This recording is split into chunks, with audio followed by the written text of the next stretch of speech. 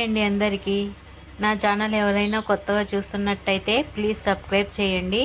పొదరిల్లు ఈరోజు ఎపిసోడ్లో ఏమైందంటే, ఇక ఇంట్లోని వాళ్ళందరూ కూడా మహాలక్ష్మి గెస్ట్గా చూస్తూ సేవలు చేస్తారు.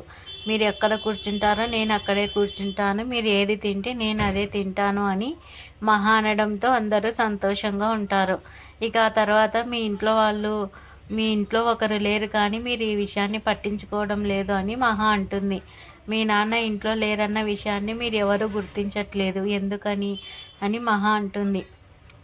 ఇక భోజనం చేసిన తర్వాత మహాలక్ష్మిని మాధవ్ ఏమి ఇబ్బందిగా లేదు కదమ్మా అని అడుగుతాడు. నాకేమీ ఇబ్బందిగా లేదు కానీ నేను ఇక్కడ ఉండలేకపోతున్నాను అని మాధవ్తో మహాలక్ష్మి అంటుంది. అయితే నాకు వెంటనే ఒక రూమ్ చూసి పెట్టండి, నేను వెళ్ళిపోతాను అంటుంది మహా.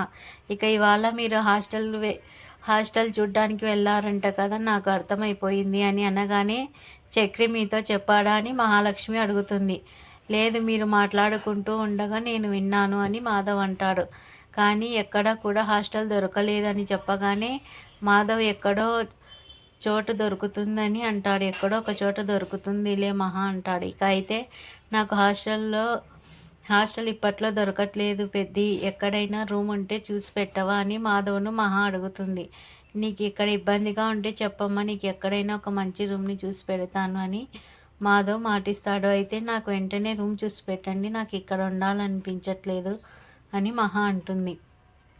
ఇక నీకు ఇక్కడ ఇబ్బంది ఏమైనా కలుగుతుందా అమ్మా అని అంటే, మా ఇల్లు పాతదే కానీ మనుషులు మాత్రం చాలా మంచి వాళ్ళు, నీకు ఏ ఇబ్బంది రాకుండా చూసుకుంటారు, నీకు రూమ్ దొరికినంత వరకు నువ్వు ఇక్కడే ఉండొచ్చు అని మాధవ్ అనగానే మహాలక్ష్మి అలాగే అని లోపలికి వెళ్తుంది. అయితే అక్కడ గదికి గడియ లేకపోవడంతో భయపడుతూ ఉంటుంది. అది చూసిన మాధవ్ రూమ్కి గడియ పెట్టమని చక్రికి చెప్తాడు. ఇక తర్వాత అందరూ కలిసి పడుకుంటారు. ఉదయం లేవగానే మాధవ్ వంట చేస్తూ ఉండడం చూసిన మహా అక్కడికి వెళ్తుంది. అప్పుడే ఇంటికి నారాయణ వస్తాడు. మీ నాన్నగారికి ఇది కొత్త కాదులేమ్మా, రావడం పోవడం ఆయనకి కామనే అని మాధవ్ అంటాడు. అయితే నారాయణ రావడం చూసి మాధవ్ అక్కడికి వెళ్ళి, ఏంటి ఇంత లేటుగా వచ్చావు అని అడిగితే, ఇవాళ లేట్ అయింది లేరా, ఇంకొకసారి తొందరగా వస్తాను అని సరదాగా చెప్తాడు.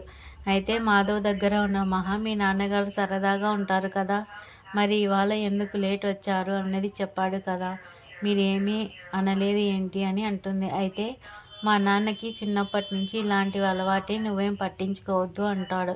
ఇక తర్వాత మీరు అందరికీ ఇప్పుడే వంట చేస్తారా అని మాధవ్ని అడుగుతుంది. అందరూ ఒక్కొక్కరు ఒక్కొక్కసారి వస్తారు కదా, చేయడం కుదరదు కదా, అందుకే ఇప్పుడే వంట చేసి పెడతాను అంటాడు మాధవ్. అయితే మహాలక్ష్మికి పెద్ది అన్న పదం గురించి మాధవ్ అడుగుతాడు. అసలు నన్ను పెద్ది అని ఎందుకు పిలవాలనుకుంటున్నావు, నేను తెలుసుకోవాలనుకుంటున్నానని మాధవ్ అడుగుతాడు. మామయ్య చనిపోయారు, ఆయనలాగా మీరు నాకు కనిపిస్తారు కాబట్టి మిమ్మల్ని పెద్ది అని పిలుస్తాను అని మహా అంటుంది. ఇక చక్రి గురక పెట్టడం విన్న మహాలక్ష్మి ఎలాగైనా సరే చక్రిని లేపి పనులు చేయించాలని అనుకుంటుంది. అయితే చక్రి ముఖం మీద నీళ్లు కొట్టడానికి వెళ్ళిన మహాలక్ష్మి కాలు జారి కేశం మీద ఆ నీళ్లు పడతాయి. ఇక ఇంట్లో పెద్ద గొడవ జరుగుతుంది. భయపడిపోయిన మహాలక్ష్మి చక్రి ఓదారుస్తాడు. అక్కడితో ఈరోజు ఎపిసోడ్ పూర్తవుతుంది.